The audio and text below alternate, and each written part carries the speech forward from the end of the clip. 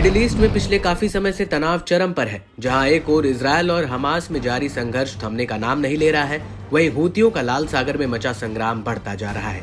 हूतियों के हमले से समुद्री मार्ग में रुकावट आई है। दुनिया के सबसे व्यस्त मार्गों में से एक लाल सागर रूट पर हमले बढ़ने से सभी देशों की मुश्किलें बढ़ गई हैं। हूतियों ने हाल में व्यापारिक जहाजों पर अपने हमलों को बढ़ा दिए हैं। इस बीच ब्रिटिश समुद्री सुरक्षा फर्म एम्ब्रे और United kingdom maritime trade operations ने शुक्रवार को बड़ा दावा किया। दोनों ही एजेंसियों ने यमन के होदेइदाह के पास भीषण हमले की जानकारी दी, जहां ईरान समर्थित हूती विद्रोहियों ने शिपिंग लेन पर बड़ा हमला कर नुकसान पहुंचाया। यूकेएमटीओ ने कहा कि उसे होदेइदाह से 65 समुद्री मील पश्चिम में एक घटना की रिपोर्ट मिली, जहां एक व्यापारिक जहाज के मालिक ने जहाज के स्टारबोर्ड बीम से कुछ दूरी पर विस्फोट की सूचना दी। तटीय यमनी शहर होदेइदाह से पश्चिम और दक्षिण पश्चिम में 2 जहाजों पर हमला किया है। हमले से एक व्यापारी जहाज क्षतिग्रस्त हो गया है। पहले जहाज पर होदेइदाह से 50 समुद्री मील दक्षिण पश्चिम में हमला किया गया। जहाज के मालिक ने कहा कि 2 मिसाइलें जहाज के ऊपर से गुजरी और दूरी में विस्फोट हो गई।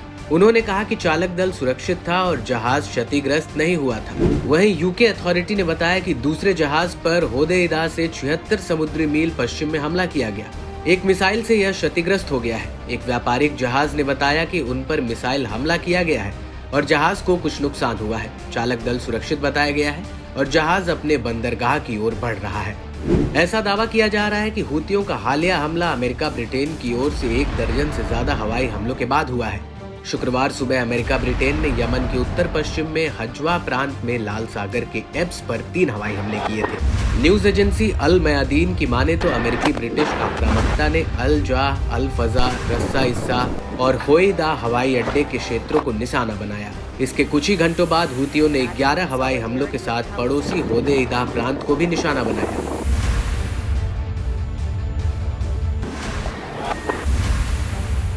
माना जा रहा है कि ये हमले यमनी अंसार अल्लाह आंदोलन के नेता सैयद अब्दुल अल मलिक अल हौती के ऐलान के बाद हुए, जिसमें उन्होंने दावा किया था कि यमनी सशस्त्र बल गाजा पट्टी पर इजरायली कब्जे वाले बलों के युद्ध के खिलाफ चलाए गए अपने अभियानों का दायरा बढ़ाने की ओर बढ़ रहे हैं। यमनी सशस्त्र बल हिंद महासागर में उन जहाजों पर हमले शुरू करने की ओर बढ़ रहा है जिन्हें Cape of Good Hope route की ओर से निर्देशित किया है। यमन ने गाजा में हमारे लोगों को समर्थन में 34 शहीदों को पेश किया है।